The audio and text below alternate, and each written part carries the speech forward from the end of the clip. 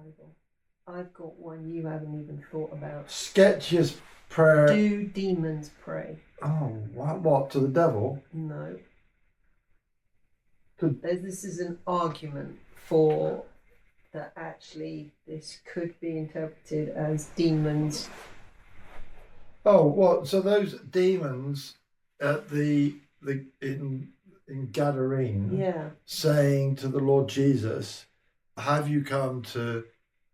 Well, can we go into? Can we do this? Can we do this?" Did the others hear it that were there? So if this story, Heather's just going to tell you about the story if you're not familiar with it. Whilst I said this, it was in Galilee 2,000 years ago. There was a man living among the tombs in a Gentile area. Yeah, probably two men. And they were so, it says demon possessed. So they were cutting themselves, shouting out, super strong. They couldn't be bound with chains. They ripped the chains apart. And so they lived in this cemetery effectively. And the Lord Jesus came over to them one day and rushed up to him. What have I got to do with you, Jesus, the Son of the Most High God? They knew exactly who he was.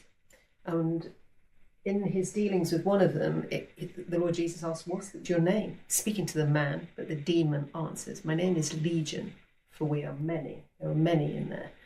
And it ends up, they knew what was going to happen. "Please don't send us to the abyss," I think it was. "Send us into those pigs." There were pigs nearby in a field. And the Lord Jesus does that.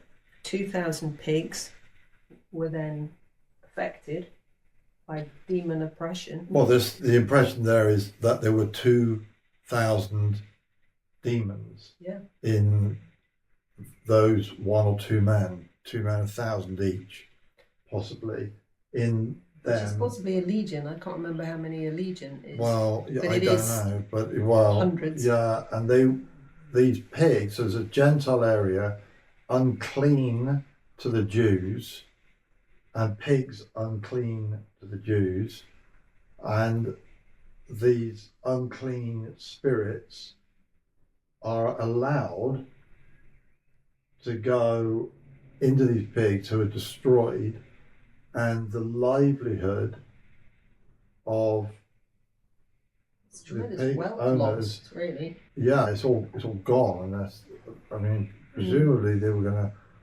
slaughter them for meat, so maybe they still did that once they're dead. I mean, it's a horrendous story.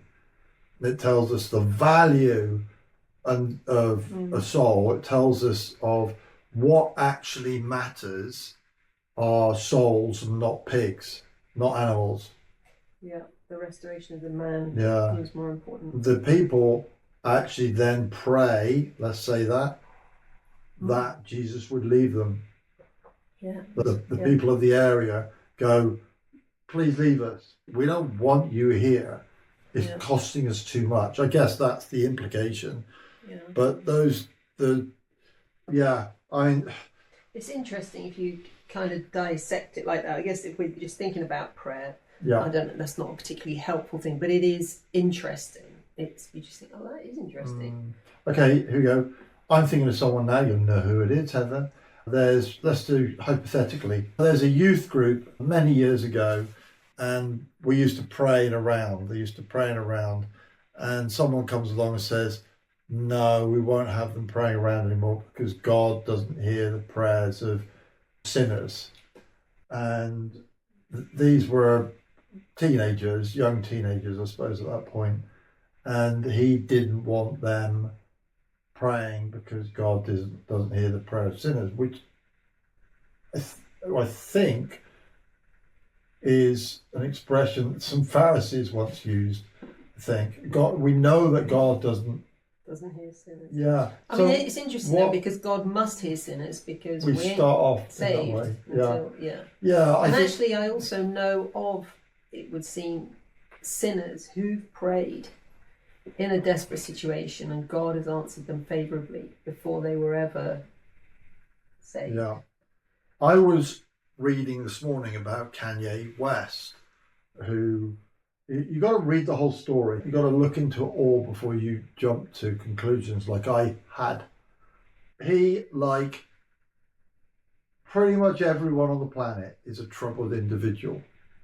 He, unlike pretty much everyone on the planet, is and has been right there up front in front of everybody. So the rest of us are, no one knows about. So there's these things to weigh up.